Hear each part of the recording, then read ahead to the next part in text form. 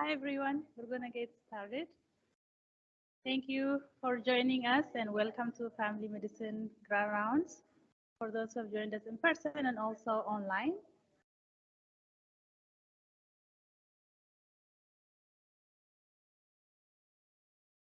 Sorry about that, it was an echo. Today we're excited to have Dr. Gigi Ray talk to us about restorative justice, principles and practice.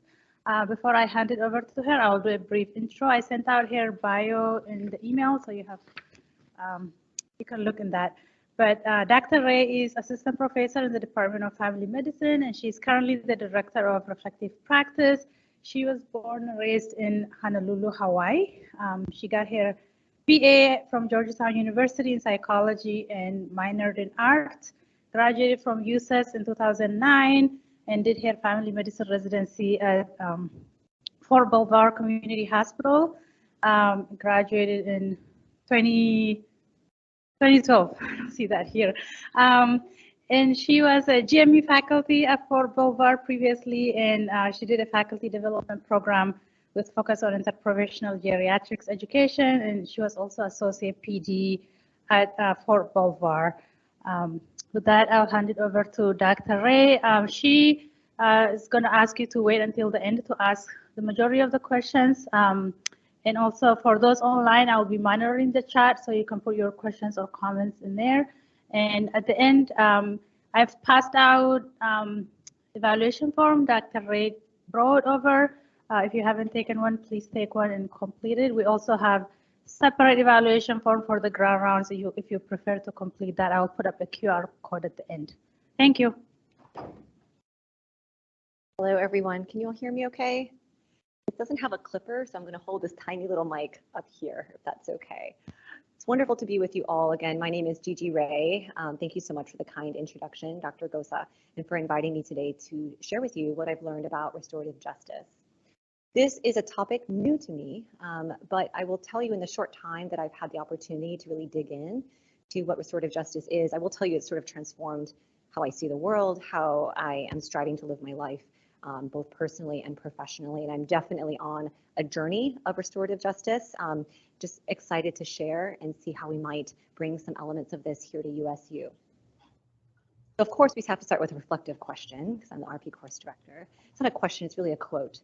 We find comfort amongst those who agree with us and growth amongst those who don't. I like this quote. I'm going to paraphrase the Bible. Community are really at the heart of what restorative justice is. And so I would just ask that you come to this topic with hopefully an open mind and open heart, and that we can all together as we learn. And I certainly do hope that this conversation about restorative justice doesn't end here and that we can continue to talk about its applications long after this conversation. A couple disclaimers. So these are my opinions. I have no relevant financial disclosures. I am also not an expert in restorative justice. Just want to put that out there right away, but I'm super interested and happy to share. Thank you, Dr. Nguyen. The reason I'm talking about restorative justice is I had the amazing opportunity to attend the Restorative Justice in Academic Medicine, RJAM, facilitator training just a few weeks ago. In February 2023, it was held at the AAMC headquarters here in Washington. This is a group of us there. It was an amazing, transformative experience for me. I could talk to you probably for many lunches and coffees over this. I'm so happy to do so. But was able to sit alongside many other academic leaders across our country in the student affairs, DEI space, faculty affairs, and a lot of course directors like myself, all just bringing sort of curiosity and wondering how we can grow from this and help to maybe affect some change culturally within academic medicine. Some acknowledgements, always. So I want to express deep gratitude for those of you in this room and maybe listening who have supported me in doing this training and sort of becoming informed about what restorative justice is and encouraging me and providing me the space to share what I've learned here with our home institution. I also want to acknowledge that RJ, as I'll call it, is deeply rooted in Indigenous practices. And really most notably First Nations, which are the Indigenous folks out of Canada, and Polynesia, really specifically the Maori people from New Zealand. And as I was sort of digging into all of this material, I couldn't understand like why it resonated with me so deeply. And then I reflected more and I realized it's because I'm from this tiny rock in the middle of the Pacific, you may have heard of it, called Hawaii. And there are just some very, very deep connections to how I was raised, and the connections to the land and the people that tie this all together for me personally. So just excited to share that. So in that vein, I do want to offer a land acknowledgement, and I'm just going to read this. So the Uniformed Services University is located in Bethesda, Maryland, the traditional homelands of the Nacotchtank, Anacostan, and Piscataway people. I share this because I think it's really important that we all be mindful of the impact of intentional displacement of Indigenous communities in this area, and that we acknowledge that there are disproportionate health inequities that exist in Indigenous communities throughout our country today. And I was reflecting on this and I was shocked. I realized I'm born and raised in Hawaii, and yet I don't think I ever heard like a land acknowledgement on the very rock that I was born and raised on. They're doing it now, like the University of Hawaii at Manoa has done that, but it all happened more recently. So it really struck me, but also to really celebrate the resilience and strength of all Indigenous people. So moving into the sort of the meat and potatoes, as they say, we're going to talk about what restorative justice is. We're going to talk about the foundational principles of it and the role of community building. We're going to talk about how this process differs from a lot of standard conflict resolution strategies, reflect on harm, and identify ways to incorporate some principles into our everyday practice. Oh.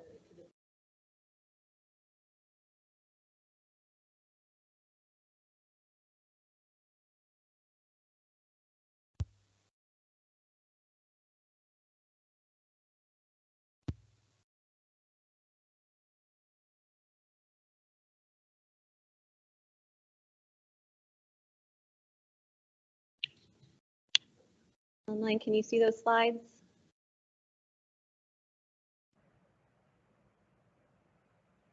Yeah.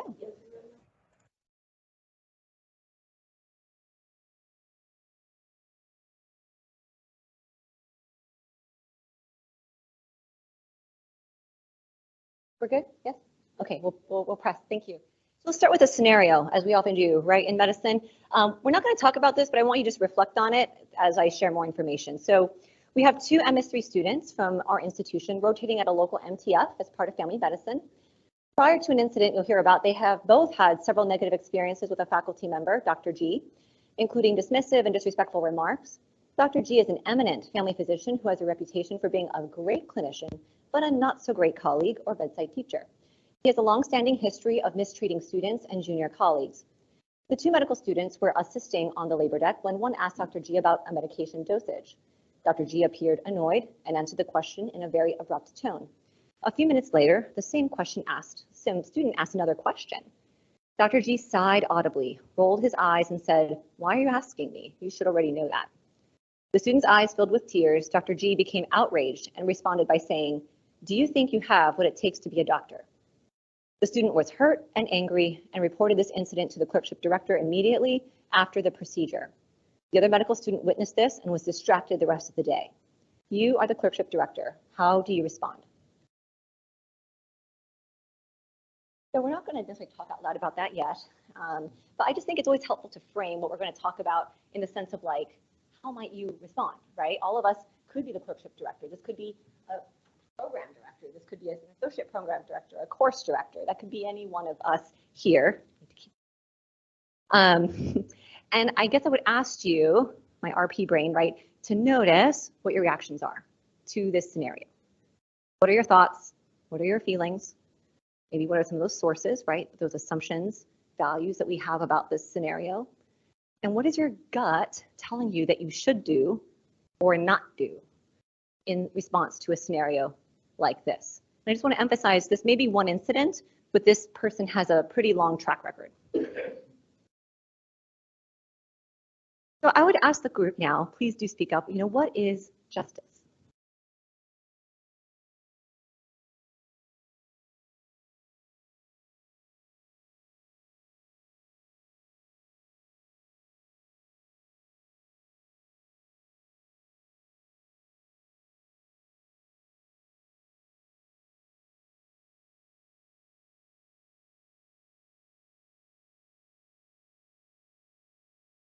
because maybe something's happened. Great. Yeah, so it's a noun, got to start with grammar. It is fairness. This is a common definition. There are many definitions. I am not a legal expert or justice expert, but it is fairness in the way people are treated, often, like you said, Matt, in the setting of harm or conflict. So there's this connotation of something's happened and you need to act justly. But to Dr. Nguyen's point, synonyms being fairness, equity, and integrity. I really like that one because it's an Air Force core value. Integrity. So I think we should start the conversation by examining some other types of justice to maybe help us understand what restorative justice is. And this helped me sort of think about what it is and what it's not. And I also want to just comment, I think it's easier for us to have a conversation of what injustice is, to actually say that's wrong. I think it's more challenging to define justice sometimes, like what does right look like? I just want to pose that as a reflective prompt to the group. Let's start. We're going to talk about each of these, but we'll start with retributive justice. I think we're quite familiar with this. This is rooted in punishment. So something bad's happened, someone broke a rule, and it focuses on the offense and how to punish it. The idea of eye for an eye. You cause pain, you're going to receive pain. Often looks like a fine or perhaps jail time, like incarceration, but it could be exclusion from the community, like expulsion, suspension, or detention, right? So that's retributive justice. Rehabilitative justice is rooted, though, in fixing the offender. So we want to rehab the offender. We know that something bad happened. They broke some rule. Perhaps they've messed up. We want to fix them. I think we fall into this a lot as physicians. We're comfortable with this idea. Often this can take the form of community service, going to anger management, getting a personal coach, counseling, remediation, do some AA, basically fix yourself or get yourself fixed. Restorative justice, though, is different. It's rooted in repairing the harm that was done to individuals and the community. And it focuses on the actual relationship between those harmed and the respondent, which I'm going to call we often use to say the offender, but in restorative language, we usually use the word respondent, right? Because probably all of us are going to be respondents at some point. And it focuses on the relationship, and it seeks to identify the harms, articulate the needs that arise from harm, and to seek collaborative solutions together. And this can often look like circles and conferencing. We'll talk a little bit more about that.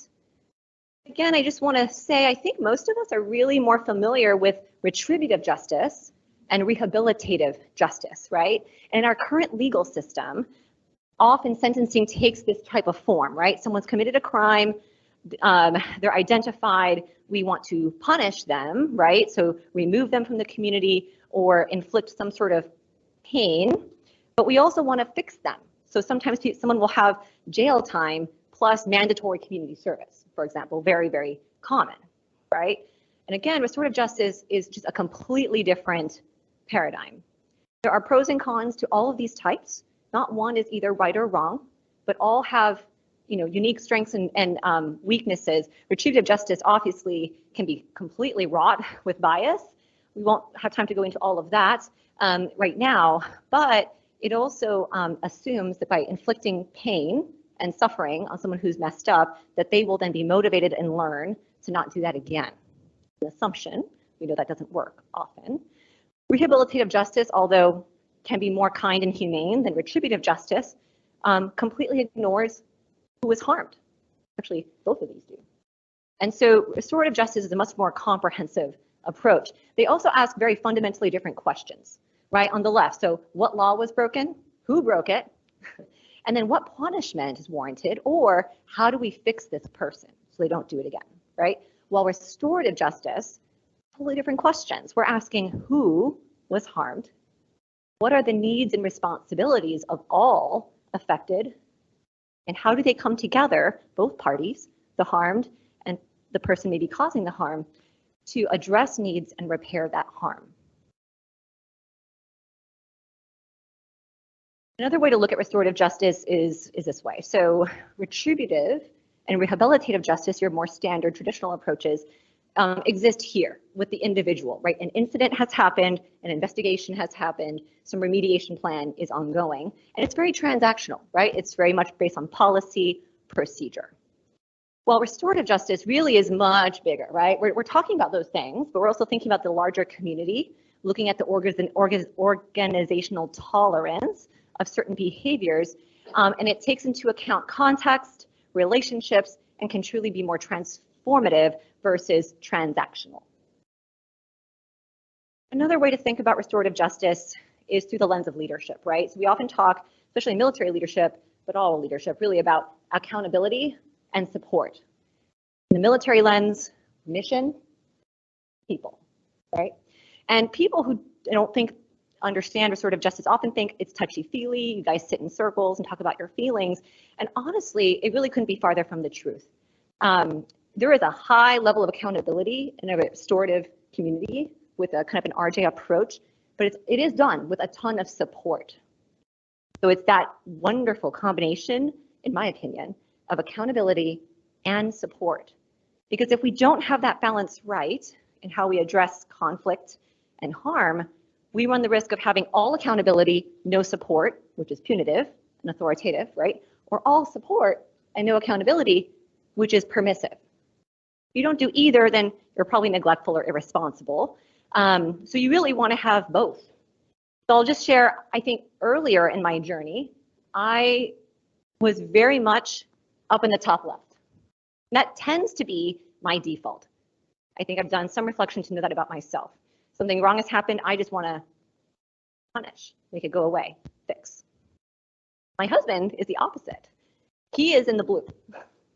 So it's been interesting as we are co-parenting our son and all this, like how you try to find that balance, right? Together in your marriage, in parenting, your relationships, in leadership, across so many domains and with each other. So I asked you, what are we doing right here in academic medicine?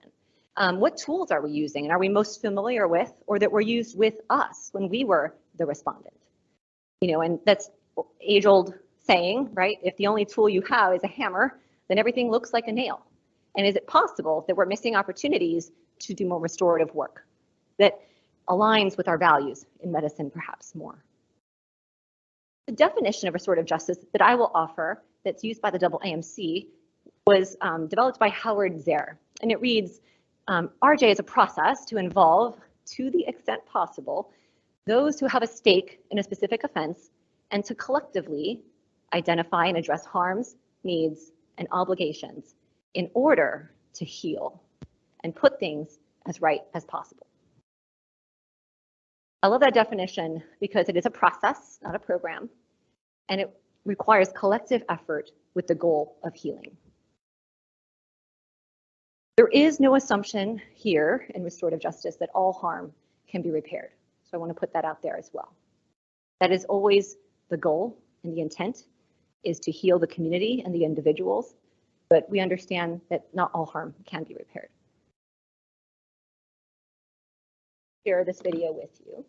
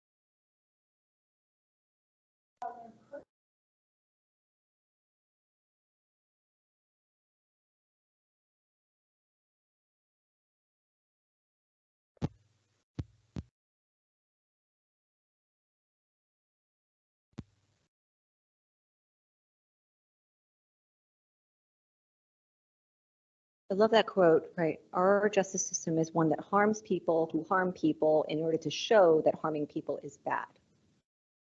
That really spoke to me. I thought about all the times that I probably responded to a harm event with harm myself. Responding to conflict, for example, working with two chief residents that could not get along. Think about how we treat, for example, sexual assault cases, right? And how recently in the military that was literally taken out of the hands of commanders. Some element of we're not doing this process well, or dehumanizing the process and creating more harm than good in some ways. Again, I don't think we need to throw the baby out with the bathwater. It's not what I'm suggesting. I'm suggesting there are limitations to our current practices, and there might be an alternative way, especially in academic medicine. At the RJAM training, I sat next to a couple lawyers, a lot from Canada. Canada's doing a lot of work right now, especially with the Indigenous work that's going on. And so had their double AMC equivalent lawyers at my table. Fascinating, right? And they had done like a ton of work at some of the horrible cases. And they said time after time, even when they got those damages, it destroyed. Even, if the victim felt vindicated but not healed. And they told me, said, Gigi, we have a legal system, not a justice system. Not a justice system. So harms create needs. Justice is meeting needs. Therefore, true justice is healing. And to me, this resonates with me because as a physician, and I hope with you, hopefully that is our goal. Everything that we do is to seek healing, not to perpetuate harm. So the background of restorative justice is that, it's been used for millennia for peace building, and its origins, as we have stated, are in indigenous cultural practices where they would literally sit in circles and do this thing called circle keeping. It's been used a lot for human rights violations, genocide, historical harms, indigenous rights, civil rights. Also has been used in practice in South Africa in the 90s and Uganda in the genocide response in the 1970s. In the 1970s, it really came to fruition in our country, being used in the criminal justice system and juvenile justice system as a way to build community within individuals incarcerated and to help prepare them and reintegrate them into community afterwards. It's being used in neighborhoods, workplaces, and schools, and increasingly being looked at in higher education. The double AMC started their initiative right before COVID hit in September of 2019. And I'll just point out, again, these are things you can look at on your way out. The little book of Restorative Justice for College and Universities, and a couple others here are some great resources. So restorative justice in academic medicine really took off in the last 3 years. The article in the top right in academic medicine was published in 2018 and really launched a lot of attention into this, looking at it from the lens of how can we get after student mistreatment, right? Could this help us get after that? There's a wonderful webinar series on double AMC. It's free if you're interested in exploring more. But what I wanted to point your attention to is there's a ton of articles in academic medical type journals, but it's also being looked at for patient safety, for anti-racism work, and for health equity work. The principles of RJ are many, but to sum it up, it really puts at the very center and at the heart of all this work is the well-being of the community. So it really is we over me. Not that we don't care about individuals. It's very, very important that we take care of individuals, especially if they are harmed, but it takes care of those individuals in the context of community. And everything that's done is to take care of individuals in order to take care of the community. They're not viewed as isolated events. It's strongly relational, it's non-adversarial, multi-partial, and involves collaborative decision-making. And what I like here is it can occur with multiple actions at once. So it's not either or. It's not like you have to just respond to an incident. With RJ, there can be a restorative process offered, even off-ramped, depending on the policies and situation, or there can just be two concurrent processes, like a legal process and a restorative process, or a traditional academic process and a restorative process. Lots of different state legal systems have different off-ramping things, so cases are selected and off-ramped into a restorative justice program as an alternative resolution option. We'll walk through these briefly, but there are three main tiers of restorative justice work. Tier 1, building relationships. Tier 2, incident response. And Tier 3, supporting reentry of individuals after there's been an incident, probably of harm. So starting with Tier 1 focuses on creating the conditions in a community in which it's possible for someone who's caused harm to actually acknowledge and take responsibility for it, right? In many communities and organizations, there is actually a disincentive to take responsibility and acknowledge harm because of other factors. This is done through community building circles, which is somewhat ritualistic, but you sit in circle periodically with individuals and focus on truly identifying, are we, right? What are our shared stories and our core values? What kind of community do we want? How do we want to treat each other? And my favorite, how will we all contribute? I think that's a really important question we actually don't ask enough, especially as we get higher up in rank.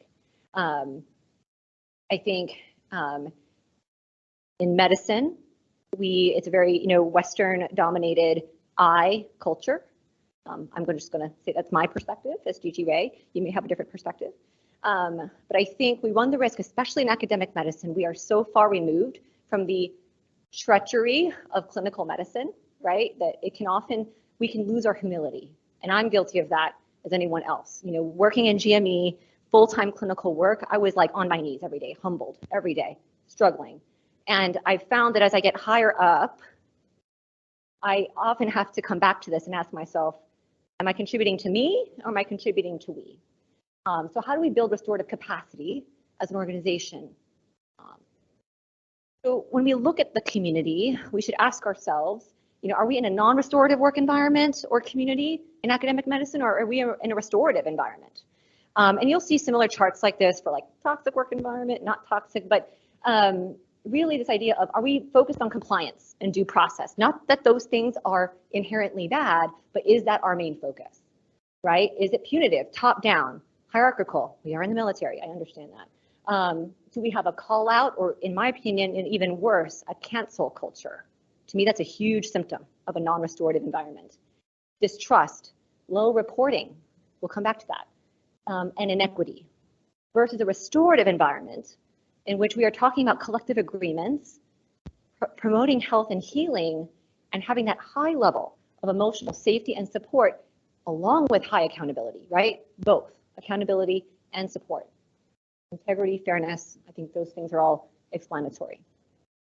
So the work in Tier 1 is to build restorative capacity, to build the community so that inevitably when harm or conflict arises, we have a way and a strong foundational base to resolve that. Tier 2 work, though, is how do we respond, right, when something's happened? This is involving key stakeholders. We get them together for a restorative dialogue and conferencing to identify harms, needs, and to develop solutions to actually promote healing for the individuals involved, as well as the community. And, having been someone that's probably harmed a learner, I'm sure most of us have at some point, I think once I found out that I harmed a learner, then I had to sort of process my own sort of pain with that. Does that make sense? That identity dissonance. And so what I like about this structure is it's supporting not only the person who is harmed initially, but then I get support as the respondent. Does that make sense? Because I'm human and to err is human, and I need support to work through that so I can grow as well and work with this learner again, and hopefully we can both grow together. So it asks these questions. It asks what happened, who has been impacted, and in what way. This is important, right? Because in the other two forms of justice, we assume because we know what happened, that we know what the impact was. And that's not true, right? Just because you know what happened, we do not know the impact on the individual harmed or on the respondent. We have to ask, what are the harms that need to be addressed and what needs are there? Favorite questions, what will make things right? And how do we rebuild the relationship? Not do some CBT training, fix yourself, right, rehabilitative, and then hope for the best. That's a rehabilitative model. That's not the restorative model. I'm not going to go through this for the sake of time, but Tier 2 work involves a very deliberate process of case selection, pre-conferencing, conferencing, and post-conferencing. Happy to come back and talk. But we'll drive on. So in restorative justice, we do a radical thing, right? We let people actually talk to each other, right? So I think the typical response, harm, separate them, don't talk again. Just don't let it happen again. What is harm? I pose that to the group.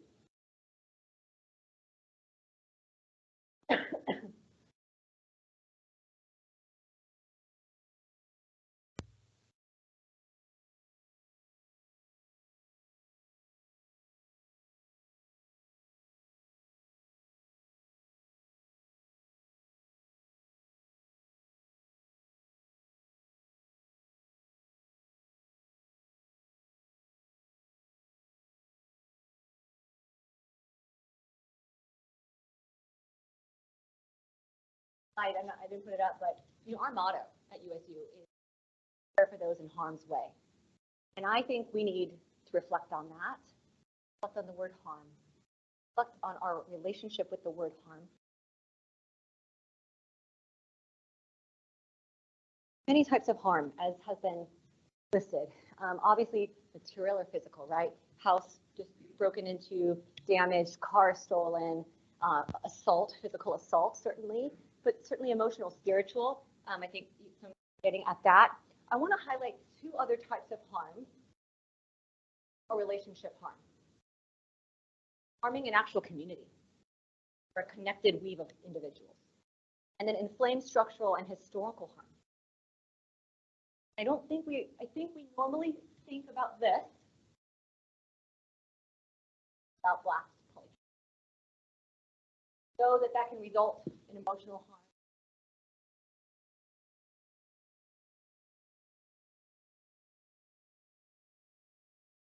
Knowledge for harm, that harm can be intentional or unintentional. I've gotten into some really robust dialogues with individuals about, but if it wasn't intended, then how can it be harm? And then there's this fear of a slippery slope. If we call it that, then what? And I hear a lot of fear in that dialogue. And so I think it's important to acknowledge that it's intentional or unintentional, and that that doesn't necessarily change the process of how we respond, frankly.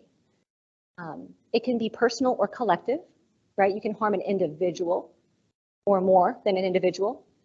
I also think we need to reflect on where microaggressions fits into our buckets of harm, if you will, and would pose to you that microaggressions often are normally talked of under this, but really are about this.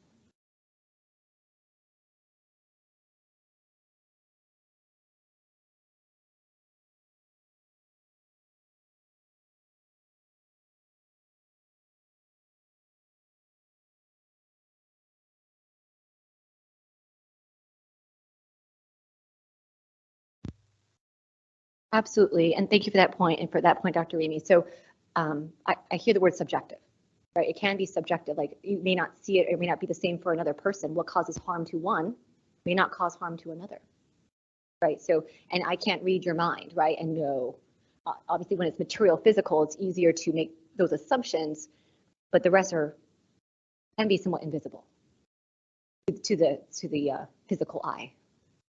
Absolutely.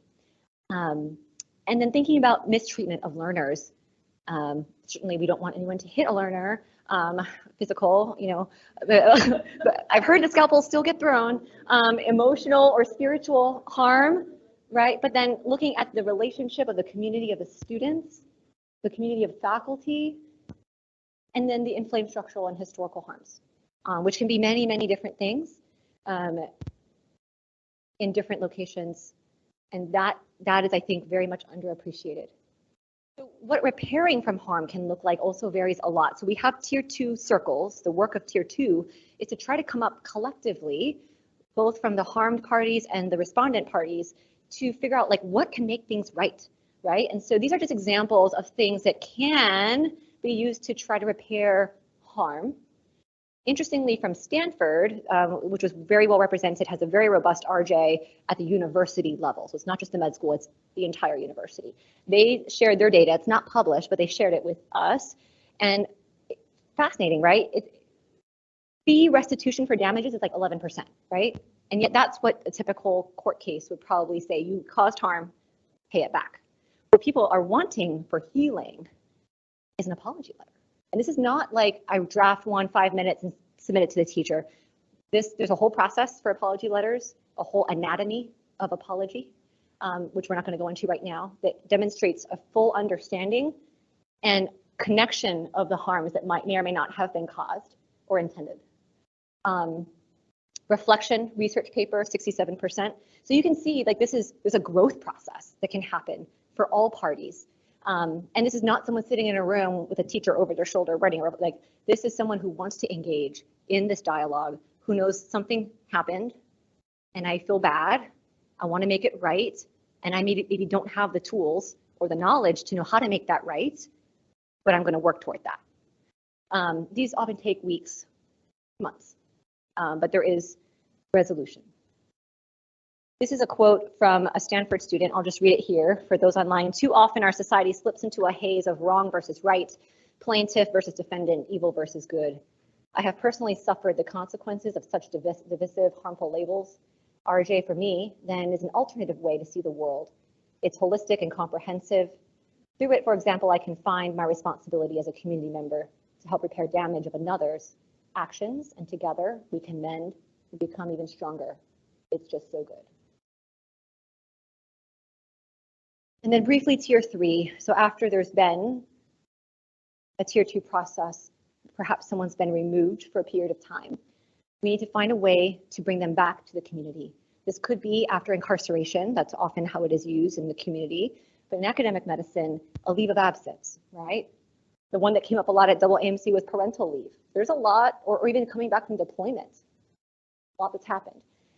Coming back from suspension, a credentialing action, or someone who's just been canceled by the community. How can we welcome them back and support them and not just make them the pariah that we avoid in every interaction possible? So these questions ask, has a person taken responsibility? How do we support them, prevent recurrence, and ask for what resources do we need to successfully reintegrate them? I think in the military we do this well with like post-deployment type thing, but I think there's areas we could do this better. A lot of different institutions of higher learning have very robust restorative justice programs. These are just a few, and the offices in which they're nested.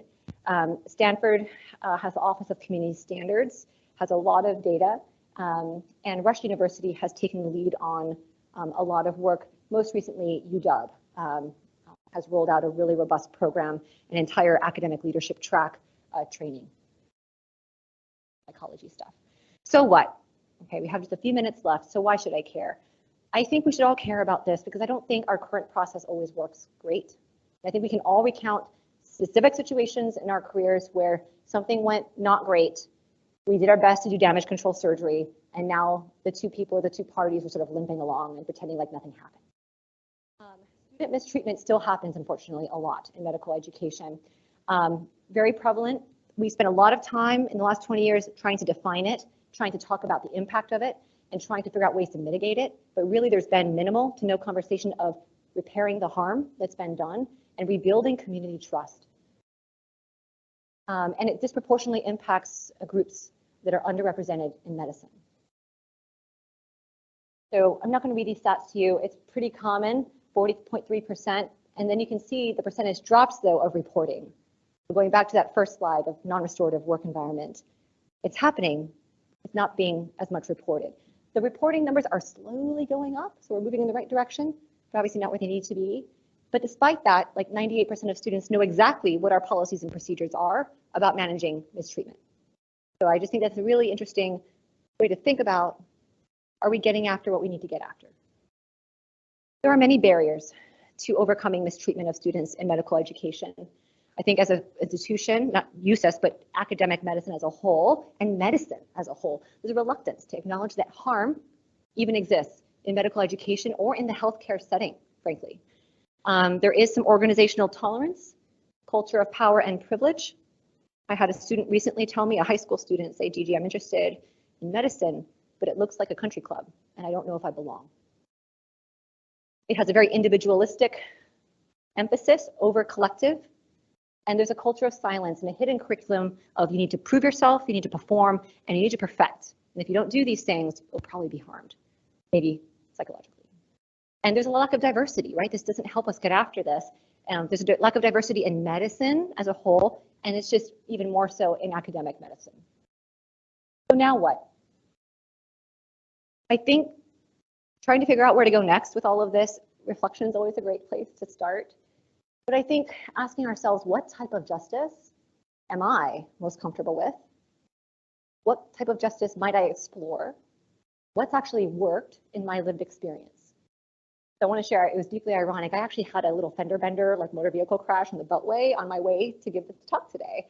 And so it's just very ironic. I'm like, huh, damages? Okay, so, but actually had a really restorative dialogue with the other driver. And now we're texting like, are you okay? I'm okay. Okay, so I had to just share that, getting back on track. So do I truly value community? And I mean that, right? Is it performative?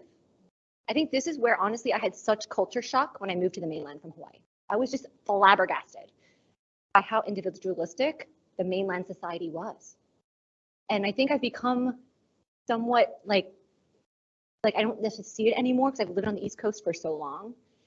But my Southeast Asian roots and my island roots really resonate with community. And everything has to be tied back to the community. And if it doesn't, then why are we doing it? And what are my assumptions and beliefs about harm? I feel like that should be a whole separate talk. Maybe we'll do that later. Coming back to the scenario, would love your thoughts, briefly, if you don't mind, about how you might approach this situation.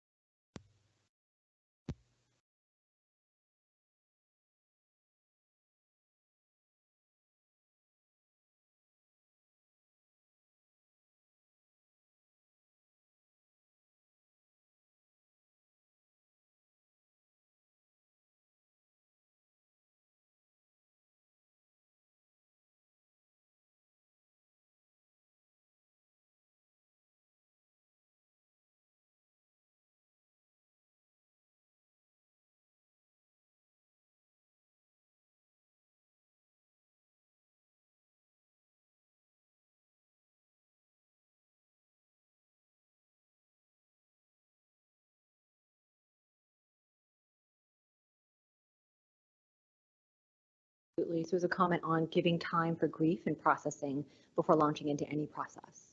Absolutely.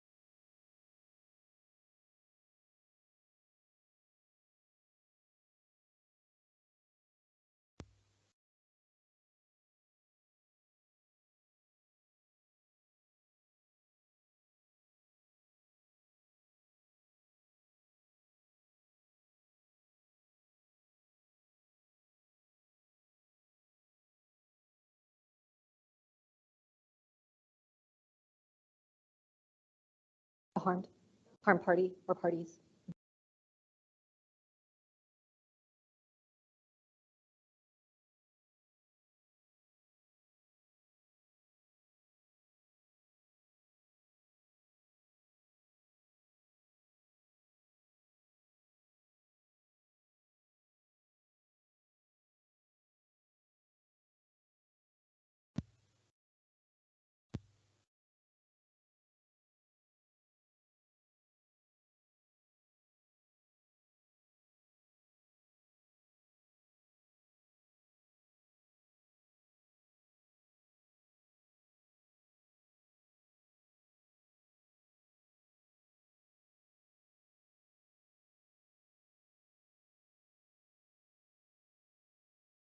Right, so not an expert, but I'll do my best to respond to that because I asked a very similar question.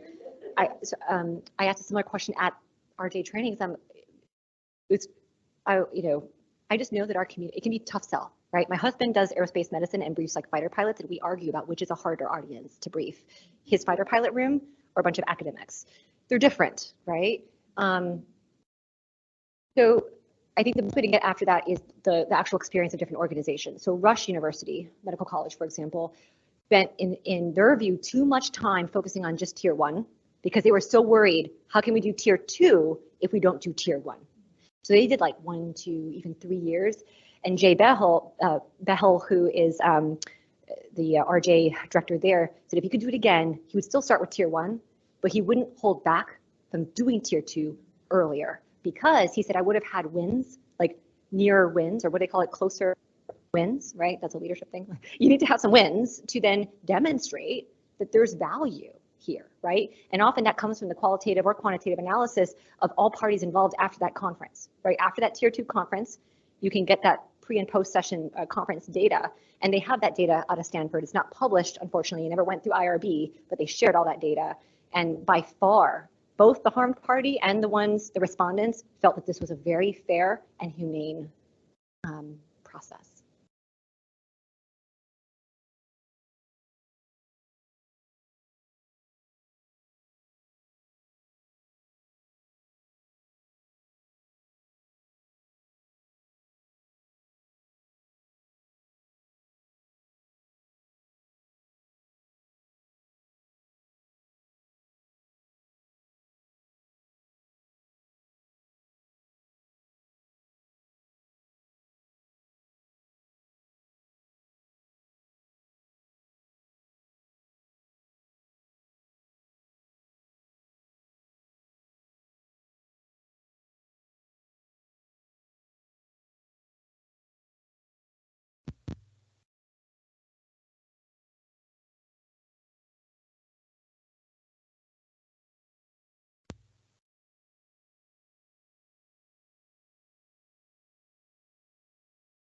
Our clerkship students as sort of a vulnerable population, right? Because they keep moving. So I almost think like we need to do sequential tier 1 building, right, at each clerkship site. And it's not going to, I'm not saying we literally have to sit in a circle. We can, certainly. That might be a nice lunch activity involving some residents who could also get some well-being benefit from sitting in a circle and building community with new learners. We can get into that. So I think, thinking about, oh yeah.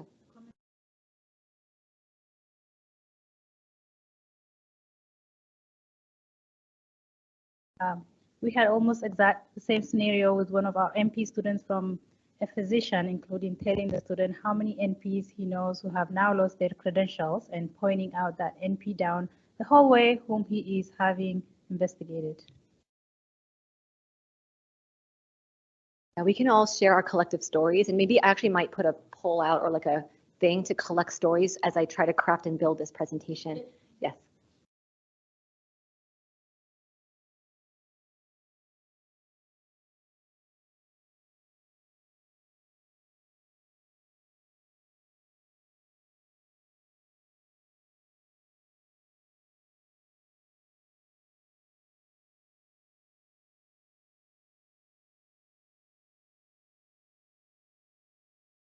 Absolutely. Can I come back to that as soon as we get to the perfect? Yeah, I'll circle back to that. Yeah. So I just want to make sure I get some home points taken. Deliver some home. God, I can't even talk right now. Deliver some summary points. I want to just foot stomp that I believe that RJ aligns with who we are in multiple ways as military family medicine. So right, we have stated core values of medicine, of right compassion, respect for human dignity, and this idea of a therapeutic relationship. And I kept coming back to this. We talk about this all the time with our MS1s and MS2s. You need to build that therapeutic relationship. That's the foundation of, I'm like, that's tier 1. And yet I wonder how much of that we take out of the clinical exam space and bring into other aspects of our professional and personal life. In family medicine, we value comprehensive and inclusive medicine that values the whole person in the context of community and family. Context is built into the name of our subspecialty, family medicine, not just medicine, family medicine. And military, right, integrity, which is a synonym for justice, respect, commitment. I won't even, right? We have all of the ones for all the different services, but I do think this very much aligns with what we're about. These are just some ideas, and you've already listed them, of where you might think about bringing RJ into your everyday work. Where can you start to actually build community? I think starting at home is great. A lot of people do circles at home with their children, and they use a talking piece, which we didn't get into, but usually you use a talking piece and the person who is speaking holds, this is just mine, it's a seashell from the Pacific, has the opportunity to share their truth. Everyone not holding a talking piece has the opportunity to listen generously. And it slows the conversation down, gets people to shift gears and to really be present. It really works well with children, adolescents, adults, the elderly, everyone. But tier 2, right, and acknowledging that harm can occur student on student, faculty on student, student on faculty, faculty on faculty, and that community harm can occur due to recent current events, right? So I think about the recent loss that we experienced in our own community of a student and the grief. A lot of institutions that had restorative circle practices going did circles in the wake of George Floyd and other horrific things in the news to process, to acknowledge, to listen, to be seen and heard. And then of course, tier 3, which we've sort of talked about. So if you want to walk fast, right, you should walk alone. If you want to walk far, you should walk together. And so I come to you today just wanting to share this as a framework to hopefully get you thinking, bring this forward into your everyday life, both at home and at work, and hopefully to help all of us grow and keep thinking about where are we walking together and how far can we go, and hopefully in the right direction. So in summary, this is right, talking about restorative justice. I believe it offers a more humanistic and holistic approach to conflict resolution and addressing incidents of harm that actually aligns really well with our shared values. High accountability, high support, and it's a process, it's a journey. So as I keep this up, we do have just a few more minutes. I was going to go back and talk a little bit more about what tier 2 might look like, but if you have other questions. Yes.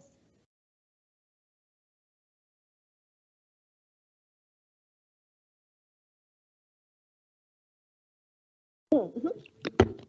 Absolutely.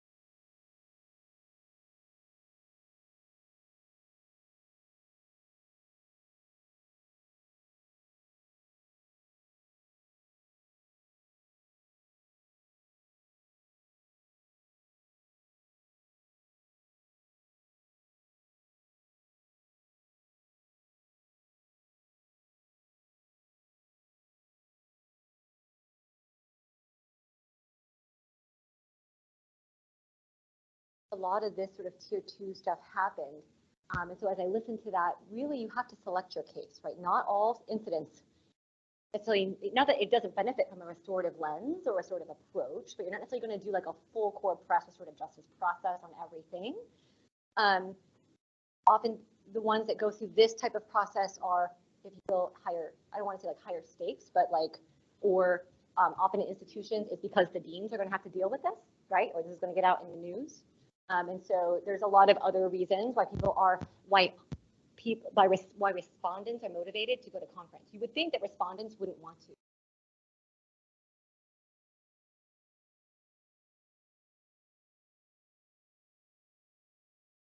Responsibility, fix and take an ownership.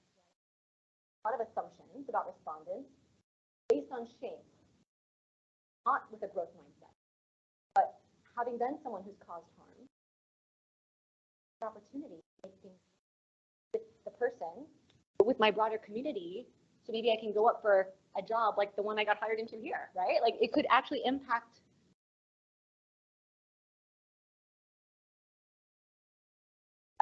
for suitability, and you need to have parties that are want to be involved in this process. Does that make sense? But I will say, often the first conversation with the respondent may be one of defensiveness. If you go back a second or third time, often things do change, and they may then become, once they're aware of the harm caused, then there's sort of like a split in the road. Sometimes they are overcome with grief at the harm they have caused. Now we have almost like two patients, right? And so this is why restorative justice is so beautiful, because you can help that respondent heal as well as the person harmed. So pre-conferencing, Dr. Hawks, is you want to identify key stakeholders. So depending on the scenario, this could be the course director, the clerkship director, the students involved, witnesses, the person, the respondent, Office of Student Affairs, Office of Faculty Affairs. It all just depends. And then the harmed and party and the respondent party can both bring supports, like a faculty or a student, to conference. And you basically prepare them for conference. A lot of preparatory work, reflection, so that when we go to conference, there's nothing that's new. They know exactly what's going to happen, how this conversation is going to go. They've already thought through what they want to say, often have written it out. Then we go to conference, literally sit in a circle. When I envision what this might look like at USIS, I would envision it at the USO or somewhere not necessarily on campus, maybe on campus, but in a space that's big, so you can actually sit in a circle and have privacy. There's an opening ceremony, usually a grounding activity, and often encourage the use of a talking piece, although not all medical schools do that. That might be a bridge too far for some, people. But it is a very deliberate, scripted process where everyone is able to share their perspective and articulate the harms, articulate the needs, and then together the parties work to co-create solutions and then talk about what right might look like. Then post-conferences, so that conference is usually a few hours. And at the end, you actually have SMART goals. So you actually have, there's these certain things that need to happen in a certain time frame and certain parties responsible for making sure these things actually happen, right? High accountability, high support. So post-conference is checking in to make sure those things are happening so that when we feel this person is ready, we can reintegrate them appropriately. Have they met whatever was come to in that agreement? And it truly is, these solutions are created by the harmed party and the respondent party. There might be some discussion, but it is truly a co-creation. It's not the deans or the OSA saying this is how this will be handled. Not that there can't be another concurrent process happening, but for the healing piece. Does that help at all? And sort of, okay. And so I'll just close. We have 1 minute left just by sharing an example, more from like the criminal justice system that was shared with me. I thought was very moving and helped me put it into perspective. So the story I'll share was shared by Sonu, who's the RJ director at Stanford. And she shared a story in kind of a city environment about a 17-year-old male decided to have some fun, was really intoxicated, and decided to break into a car, steal it, and go for a joyride. And he did, and he crashed the car, totaled the car, right? Come to find out, so is in court the next day. The owners of the vehicle were a married couple who just had brought home their first newborn baby and were feeling a bit vulnerable and freaked out about this new neighborhood. They had just bought a home.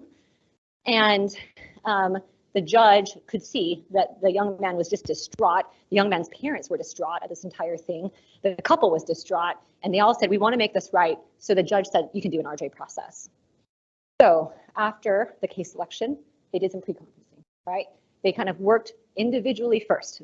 So the RJ facility worked with the teen, then the teen with their parent to kind of figure out what's going on there. Then they met separately with the couple. Then they brought them together. And in that conference, some powerful things happened. First of all, the harms that were articulated, the car was obvious, that's material harm, right? And so the kid thought, or the 17-year-old thought, he would just have to pay back a fine. And the couple said, we'd like that money back. We are just getting started.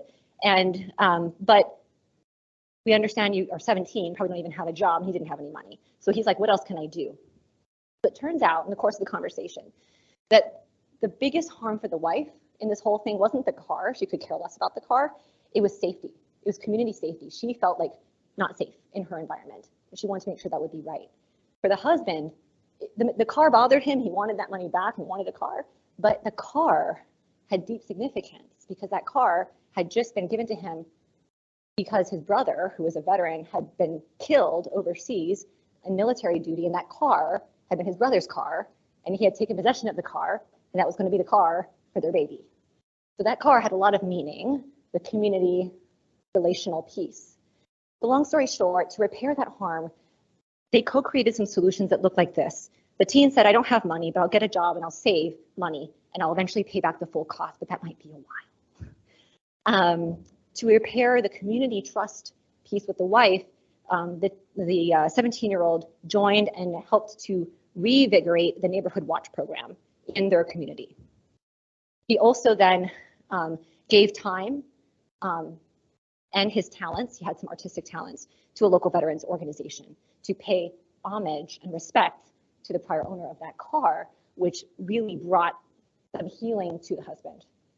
Over time, that relationship grew and grew and grew, and that teen didn't have a dad. And guess what? That dad basically joined him for all of his sports events and other things because he had a mom and no dad. So I share that story, and it may be just one story, but I would argue in family medicine, we're all about stories. And what would have been lost in a retributive or even a rehabilitative model that was only achievable in a restorative model? So with that, I'll close. Thank you so much.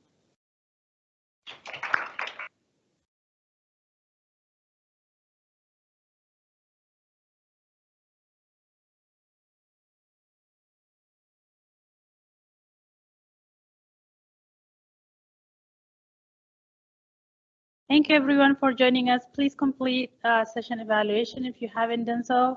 If you didn't get one, there is one up front. For those online, I have a QR code that you can complete an evaluation on. Let me pull that up for you.